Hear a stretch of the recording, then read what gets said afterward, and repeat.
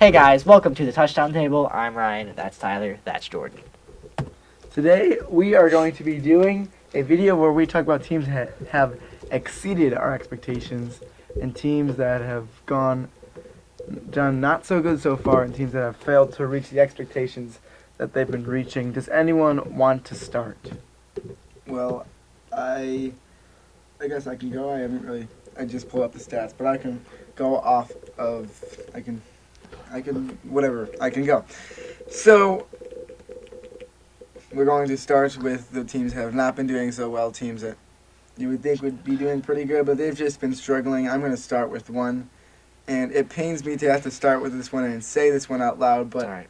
it is the Chicago Bears. They are struggling right now. If you do not know, me and Tyler are Chicago Bears fans, so it is tough on us to have to watch this, but it's what's going on, so I'm going to try to depict what has been going wrong for the Bears. There's been a lot that's been going wrong in these past 2 weeks, so I'm going to start off with the offense, and that's where most of the problems are at this point. The run game has not been getting going, and there's a lot of people that are putting on Matt Nagy, the head coach, and I mean, it's kind of tough for me because I see why they're putting on Matt Nagy, because he's not running the ball nearly enough. I'll try to find the stats of how many times he's ran the ball.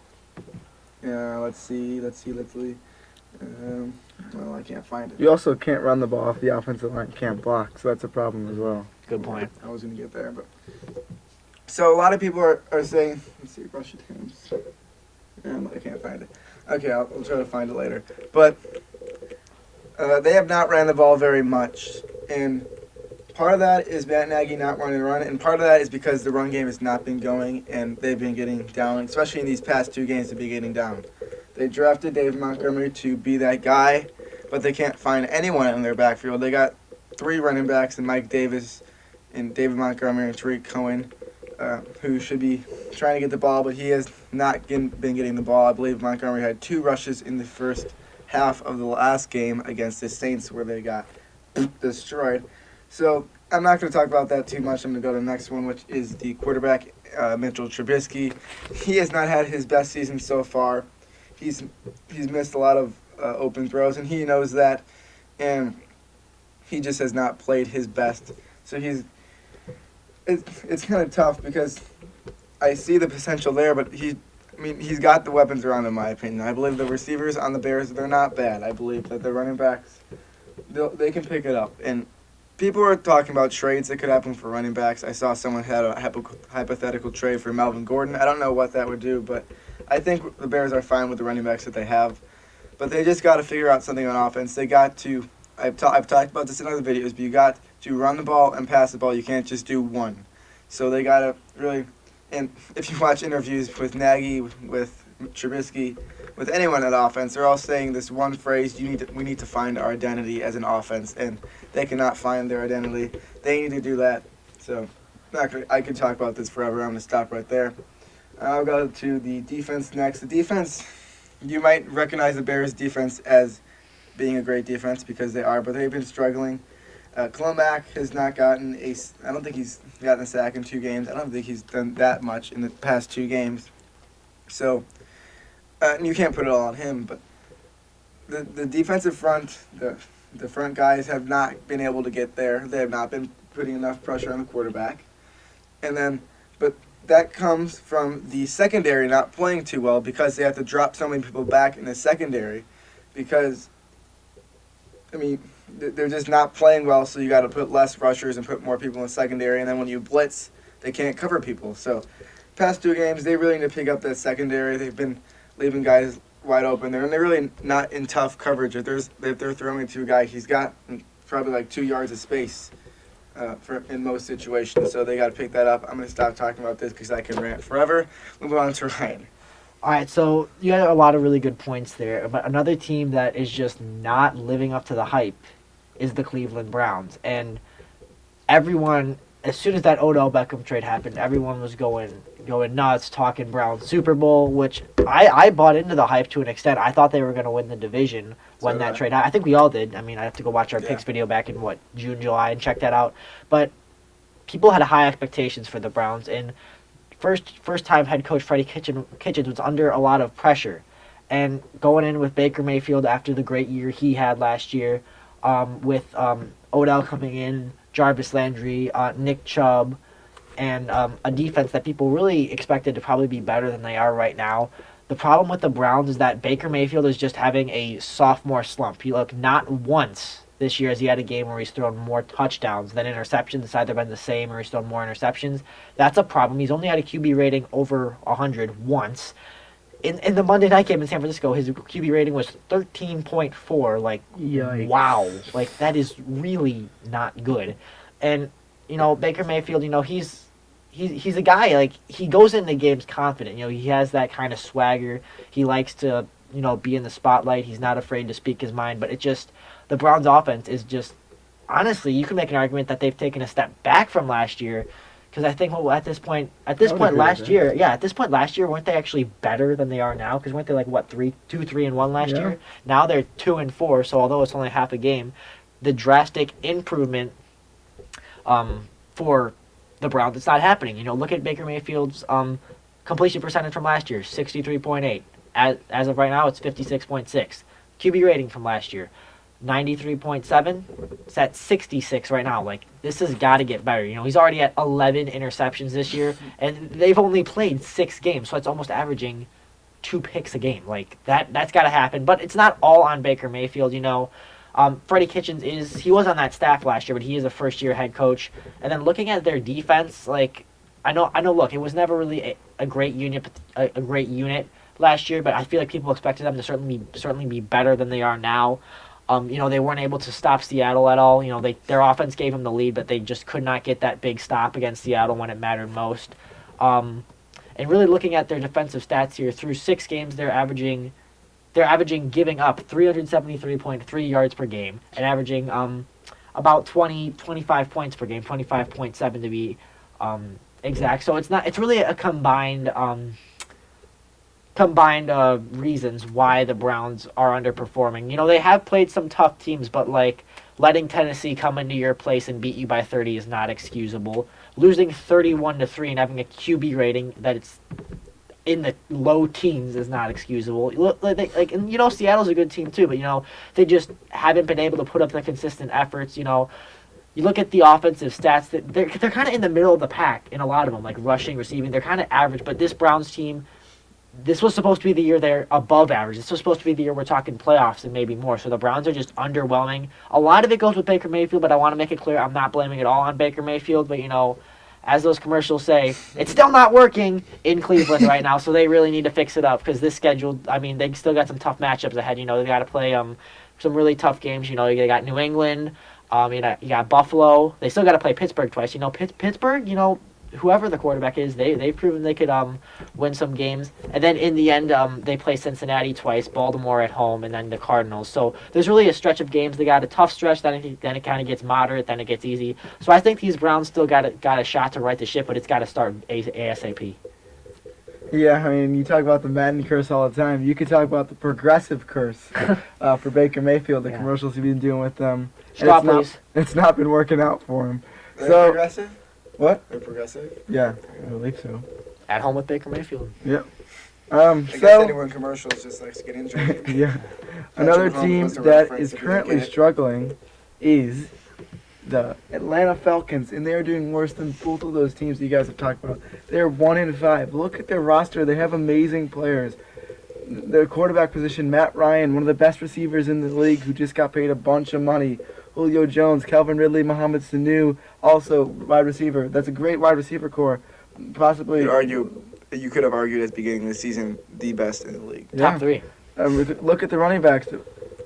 It's just everyone looks like they'd be so good. Defensively, they were all injured last year. They have not suffered that many injuries this year, and they're still struggling. I don't understand it. Matt Ryan has not been playing bad either. He has 2,171 yards already, a 70.9% completion percentage, and 15 touchdowns. So that goes along with 8 interceptions.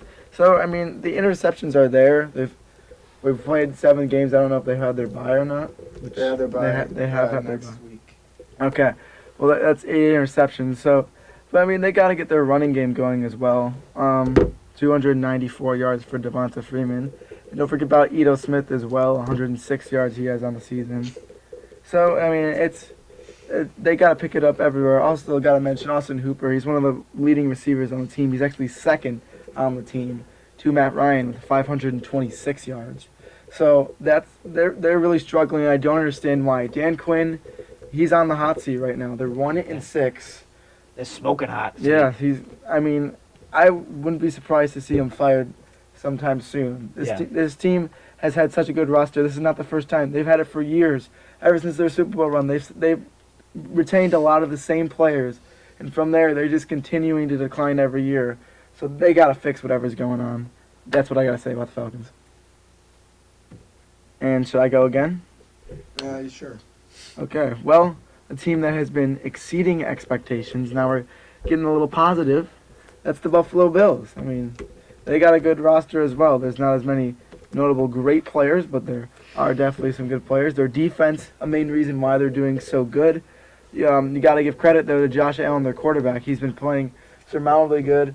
I mean, he doesn't have to play great. He just has to play good enough, and that's what he's doing. He's not. The stats aren't blowing away. He's got 1,324 yards. Granted, he was injured for a little bit of that time, but I mean, their stats are still there. You look at their running backs. Devin Singletary coming back from injury that last week. He didn't do much, but Frank Gore has been producing for them. John Brown at the wide receiver position and Cole Beasley. Also, they got from the Cowboys in free agency. Weird to not see him on the Cowboys, by the way. I just think that's very weird. But you look at their defense. They added Ed Oliver as well over the offseason to a defense that was already very good. I mean, and it's looking good. You got to give this team credit. I know they're 5-1, and they have not played very good teams. I don't have their schedule pulled up right now, but I mean the excuse everywhere is no one cares about this Bills team, even though they're 5-1, because they have such an easy schedule. I think this team deserves to get more recognition. They should. They're winning these games. Doesn't matter. They don't make up their schedule. All they got to do is go out and win games, and that's exactly what they're doing. All right. So you talk about the Bills as a team that is exceeding expectations, but they certainly are. But honestly, one of, if not the most impressive teams in the league right now is the San Francisco 49ers. Like, Can I just say wow. something real quick? Okay. I just wanted to say Oh, you got that. Yeah, go ahead. This is for what Tyler was saying about the Bills. The Bills' schedule has been the Jets, the Giants, the Bengals, the Patriots, and the Titans. Yeah, that's not the And strongest. also the Dolphins this week. That's not the strongest strength of victory there. Well, But you know, they're- again, you said they don't make their schedule. They That's ended up fair. losing to the Patriots, and it was a 7-point game against the Yeah, I mean they Titans. played well in that game. It's not like they played bad.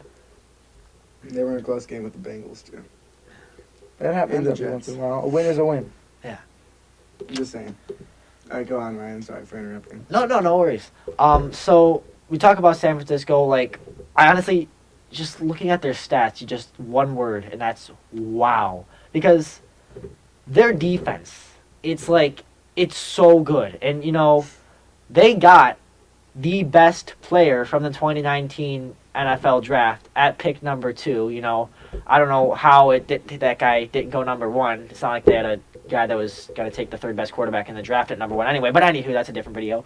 But the fact of the matter is that they have Nick Bosa, and he's making an impact in San Francisco. When people draft guys high, they look for an instant impact. They look for leadership, energy, production. Nick Bosa has brought all of that to San Francisco. You know, he's getting popular there. They love him. He's really rejuvenated that defensive front because, you know, San Francisco, they've tried so many times to draft defensive ends early in the draft, and it didn't work out a lot of the times. And now I think they finally struck gold to get it. They're the 49ers with Nick Bosa because he is really producing. But look at this defense. You know, I have their schedule pulled up right now. Guess the most they've allowed in a game. Most points. I'm going to go with, Say about 20 I points. was going to say 17. Well, we got a winner because the most points they have allowed in a regular season game is 20. Like, wow. And they've got one shutout, so Thank you. congratulations, Thank you. Tyler. You know, unlike Man to Man Mayhem, That's close. Tyler has won something. That's because it wasn't against you. Yeah, there you go. But, like, honestly, they shut out the Redskins. You know, talk about winning ugly. my gosh, go watch those highlights. But hey, It was also a very rainy day. It was yeah, hard to do it. a win, yeah, they were able to slide to 6-0. But anywho, they got the shutout against Washington. They held the Rams, that being Jared Goff, Gurley, Cup. I've talked enough about the Rams since this channel started. You get the idea. They held them to 7. They held the Browns to 3. Like they haven't given up they haven't allowed a team to score double digits on them since September 22nd against Pittsburgh, and that was the season high 20 points. Like Not double digits. I said, they haven't allowed a team to score double digits on them since the Pittsburgh game where they allowed 20 points. And honestly, Jimmy Garoppolo, I mean, he was trained by the best, in Bill Belichick's system behind the greatest quarterback of all time, and I feel like people were almost kind of mad when he first got to San Francisco because they were like 1-10 or something like that when he made his first start. So now you're thinking, okay, it's tank season, and then Jimmy Garoppolo comes in and goes 5-0 as a starter to close out the year. Playoff chances were already 0, but now you're just picking 10 spots lower in the draft, which honestly, people probably honestly in San Francisco, if anything, they were upset about that. But really, what Jimmy Garoppolo has proven is that he can win as an NFL starter in this league. There's the injuries. That injuries have really taken a hold on San Francisco. So I feel like why they are getting so good is because they're healthy. Honestly, Garoppolo, he was hurt, but now that he's back, he's been in the system for a while. The 49ers are getting healthy. They got some new additions in the offseason via draft and free agency. But what's interesting about the 49ers is that they are able to spread the ball around in their offense. They could score on you in a variety of different ways. No one on their offense has more than one receiving touchdown. And while you'll think that's bad, in a sense it could also be good because they have guys that they could throw to. Their leading receiver, in yards right now is tight end George Kittle, and that it's by a lot. He's got like almost a 200 yard lead right now, and like, sure, you wouldn't expect your tight end to be your leading receiver, but as long as you're getting the job done, as long as the points are coming, as long as the wins are piling in, I don't really think it matters as how the production is coming. I mean, if you're a fantasy owner, different story, but if you're a real-life NFL team, you just want to get the touchdowns. You just want to get the wins. You don't care if it's one person getting 4, you distribute it out. The fact of the matter is that this offense is producing. George Kittle, he's really been a guy that Jimmy Garoppolo really likes. He has 42 targets so far this year. That's far more than anyone on that San Francisco team. But again, only 1 touchdown. I think that's really interesting because there's 7 different people on here that have receiving touchdowns for San Francisco. Some of those are running backs, but still, Jimmy Garoppolo has guys that he feels comfortable throwing to.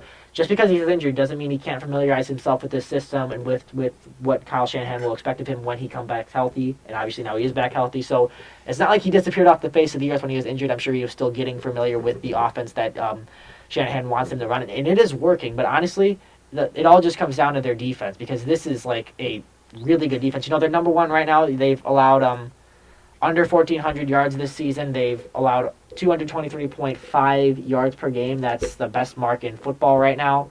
This team is just playing lights out defense, and now that they're healthy, Jimmy Garoppolo is thriving. Kyle Shanahan and Jimmy Garoppolo finally seem to have that chemistry because it started out good, then he got hurt, but now it's really coming together. And I think this NFC West race is going to be really fun. And looking at San Francisco's schedule coming up, they got Carolina at home. That's going to be a really interesting one. 2 hot teams. Carolina undefeated with Kyle Allen under center. Earlier today it was announced that Kyle will start that game.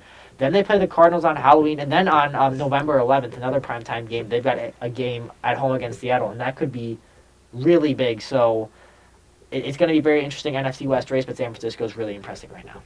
And there's one quick filler in there. You did not mention the running backs, Breida, Coleman, and Mostert. They have been putting up some great numbers this year, so just a shout out to them for doing pretty good. Yeah, Breida's our leading rusher right now. And next, I will try to finish this off a little bit quickly. I'm going to go with the Saints, and you might be saying, whoa, the Saints, they've been doing great. Well, a lot of people didn't think they're going to do great when they lost their Hall of Fame quarterback. I'm going to say cornerback. Imagine Drew Brees playing cornerback. Especially with his fingers right now. Yeah, true. Yeah, it's just one finger. Sorry. So I'm going to be talking about the Saints. Once Drew Brees went down, there are a lot of people that said, "Oh, they'll be lucky if they go 3-3." All they're trying to do is just go 3-3. Teddy Bridgewater has gone. Is it 6-0? I think it's 6-0. Yeah. It's 6-0 after the win against Chicago. Actually, I think it's 5-0. Is it? Yeah. Okay. Mm-hmm. Yeah, it is 5-0. He's played 6 games. He just didn't start. Yeah. 5-0 as a starter. Yeah. So he's been doing great. His numbers have been. I mean, it's not like he's been carrying the team on his back, but he's been doing a lot. Really, he's been doing good enough to sustain. He's got 1,370 yards in those 5 to 6 games, whatever you want to call it, games that he started, and 9 touchdowns, 2 interceptions. So that's pretty good. He's been able to score. But the thing about the Saints is, I said this when Drew Brees went down. A lot of people were saying, "Oh, they need to go 3-3." You know, that's if they could do that, they're gonna be fine. I said it the whole time, and I think that the Saints are such a talented team that it does not just come down to Drew Brees. They had Alvin Kamara out this week. They didn't care. Latavius Murray stepped up, and as unfortunate as that is for us as Bears fans, he stepped up. He played a great game. Against that defense. Yeah. Mhm. Michael Thomas, at this point, he's getting probably close to me saying he's the best receiver in the league at this point. DeAndre Hopkins has Very not close. been putting up the numbers. He was already top 3 coming into the Yeah, year for me. I agree with that. But he's been doing great. He gets so many receptions per game. He catches a lot of balls. He gets a lot of yards, and he's a great red zone threat as well. And the rest of their receiving core, although they're not great, they got some speed guys, and they're still able to spread that ball around. And that defense, they're not the. I personally don't think that they are the greatest defense. I think they're a pretty good defense. I don't know. Right. I'm The last couple weeks I'm have kind been of questioning. top defense. I'll say that the front, was it 5 or whatever? The front 5 of that defense is. Well, I don't know how many they're gonna rush, but Yeah. the front, they're just The defensive line. defensive Yeah, line. that's what it's called. You can call it that too. the defensive line. Thank you. They are really stacked. They have some good guys. The problem is the secondary. I think that's going to be a struggle for them in the future. They need to get the secondary figured out. Eli Apple got injured in this past game, so we'll see what they're going to do with that. Marshawn Lattimore is a great cornerback, but there's some times where Marshawn Lattimore just does not play his best games, and it's almost like he plays his only good games against really good wide receivers. So. I just think that secondary needs to be fixed up, kind of like what I was talking about with the Bears, kind of ironic. But Ironic. so this Saints team, they have so much talent. It goes beyond Drew Brees. It goes beyond Alvin Kamara, who was out this week. That's why I said it. But mainly Drew Brees. They're a You good? they're a very stacked team, and that's why I have them going to the Super Bowl. So You still stand by that prediction? I mean, yeah, I do. You had a good point. I mean. Just saying, Patriots, Saints, they're both looking good right now. Although we're watching Patriots They right got now. over half the season. Yeah. That's true. Check the standings in January. Yeah, that's true. I'm Long just way to saying go. it's looking pretty good so far. Mine's not looking as good. Yep. Well, if we talked about your team saying that they're not living up to expectations, there's still plenty of time Don't worry, for I them to talked about my team. get back into it. Yeah. And if we talk about your team exceeding expectations, well, congratulations. My to computer your was team. dying. Hopefully I can I was keep it up. still open. Hopefully for you. Thank you guys for watching this video. Make sure to hit the like button, subscribe to this We messed channel, up our hit the seed. notification I bell, Yes. and I think that's all I gotta say. So we'll see you guys later. See ya. Oh, see ya.